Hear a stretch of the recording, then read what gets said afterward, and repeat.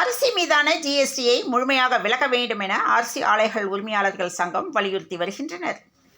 பொது தேர்வுகளுக்காக தற்காலிகமாக நிறுத்தி வைக்கப்பட்டிருந்த பயிற்சி வகுப்புகள் தற்போது மீண்டும் தொடங்கியுள்ளதாக தெரிவிக்கப்பட்டுள்ளது. வெளி மாநிலங்களில் இருந்து கொண்டு வரப்படும் மளிகைப் பொருட்களின் வரத்தும் குறைந்துள்ளதால் தமிழ்நாட்டில் மளிகைப் பொருட்களின் விலை அதிகரித்துள்ளது. தனக்கு விதிக்கப்பட்டிருந்த 3 ஆண்டுகள் சிறை தண்டனையை நிறுத்தி வைக்க சென்னை உயர்நீதிமன்றம் மறுப்பு தெரிவித்த நிலையில் முன்னாள் சிறப்பு டிஜிபி ராஜேஷ் தாஸ் உச்சநீதிமன்றத்தில் மேல்முறையீடு செய்துள்ளார். நீலகிரியை தொடர்ந்து ஈரோடு தொகுதியில் வாக்குப்பதிவு இயந்திரங்கள் வைக்கப்பட்டுள்ள ஸ்ட்ராங் ரூமில் சிசிடிவி கேமராக்கள் இயங்கவில்லை என புகார் தெரிவிக்கப்பட்டுள்ளது.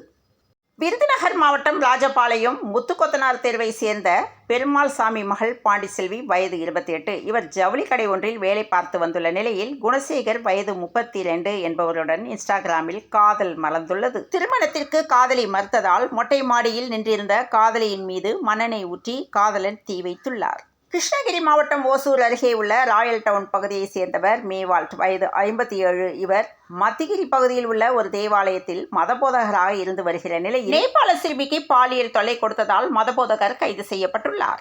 ஆவடி அருகே கணவர் சித்த மருத்துவர் சிவன் நாயர், மனைவி பிரசன்னா குமாரி இருவரையும் அவர்களது வீட்டில் வைத்து வெட்டி கொலை செய்துவிட்டு தப்பி ஓடிய மர்ம நபர்கள் குறித்து போலீசார் விசாரணை மேற்கொண்டு வருகின்றனர்.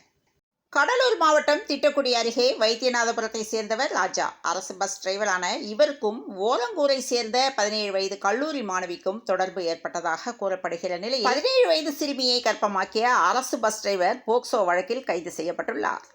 தமிழகத்தில் உள்ள மாவட்ட கோர்ட்டுகளில் காலியாக இருக்கும் 2329 காலி பணியிடங்களை நிரப்புவதற்கான அறிவிப்பு ஐகோர்ட் மூலம் வெளியிடப்பட்டுள்ளது.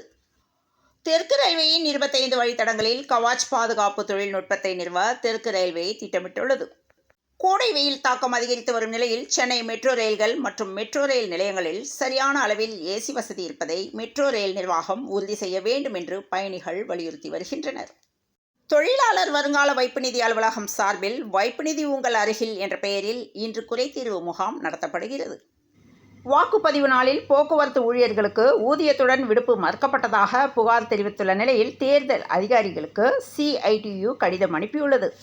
ஆவடி அருகே அடுக்குமாடி குடியிருப்பின் 4வது மாடியிலிருந்து கீழே விழுந்த 6 மாத பெண் குழந்தை 2வது மாடியில் மழைக்காக அமைக்கப்பட்டிருந்த தகர கூரையில் விழுந்ததால் அதிர்ஷ்டவசமாக உயிர் பிழைத்தது.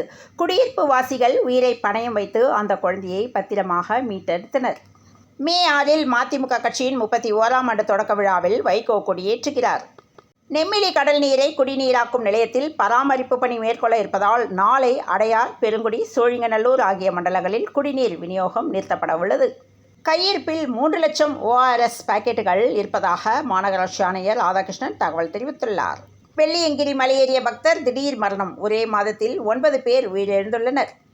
இந்தியாவின் மருத்துவ நகரமான சென்னையில் பாகிஸ்தானை சேர்ந்த 19 வயது இளம் பெண்ணுக்கு 69 வயது இந்தியரின் இதயம் பொருத்தப்பட்டுள்ளது. கேண்டிடேட்ஸ் செஸ் தொடரில் வென்ற தமிழக வீரர் குகேஷுக்கு ரூபாய் 75 லட்சம் ஊக்கத்தொகை முதல்வர் ஸ்டாலின் வழங்கி பாராட்டு தெரிவித்துள்ளார்.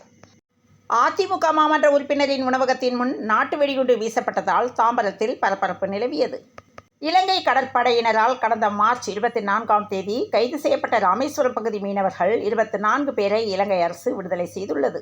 கோவையில் மக்களவைத் தொகுதிக்கான தேர்தல் முடிவை அறிவிக்க தடை விதிக்க வேண்டும் என சென்னை உயர்நீதிமன்றத்தில் வழக்கு தொடரப்பட்டுள்ளது. சென்னை ஆவடியில் அடுக்குமாடி குடியிருப்பில் உள்ள மேற்கூரையில் விழுந்த குழந்தையை காப்பாற்றிய நபர் எனக்கும் பயமாகத்தான் இருந்தது என்று பேட்டி அளித்துள்ளார். கில்லி திரைப்படத்தை அத்திரைப்படத்தின் இயக்குனர் தரணி மற்றும் இசையமைப்பாளர் வித்யாசாகர் ஆகியோர் நேரில் திரையில் பார்த்து ரசித்தனர். பெங்களூரு கோவை இடையே வந்தே பாரத் ரயில் புறப்படும் நேரத்தில் மாற்றம் செய்யப்பட்டுள்ளது. தமிழ்நாட்டிற்கு நீதியும் கிடைத்துள்ளது, நிதியும் கிடைத்துள்ளது என தமிழிசை சவுந்தரராஜன் பேட்டி அளித்துள்ளார். வாணியம்பாடி அருகே சிக்னல் கோளாறால் சென்னையிலிருந்து சென்ற மங்களூர் எக்ஸ்பிரஸ் ரயில் நடுவழியில் நிறுத்தப்பட்டது. இதனால் பயணிகள் கடும் அவதிக்குள்ளாகினர். பணியின் போது சினிமா பிரபலங்களுடன் செல்ஃபி, போட்டோ எடுத்தால் நடவடிக்கை எடுக்கப்படும் என போலீசாருக்கு மாநகர காவல் ஆணையர் எச்சரிக்கை விடுத்துள்ளார். சன்ரைசர்ஸ் ஹைதராபாத் அணிக்கு எதிரான போட்டியில் 78 ரன்கள் வித்தியாசத்தில் சென்னை சூப்பர் கிங்ஸ் அணி அபார வெற்றி பெற்றது.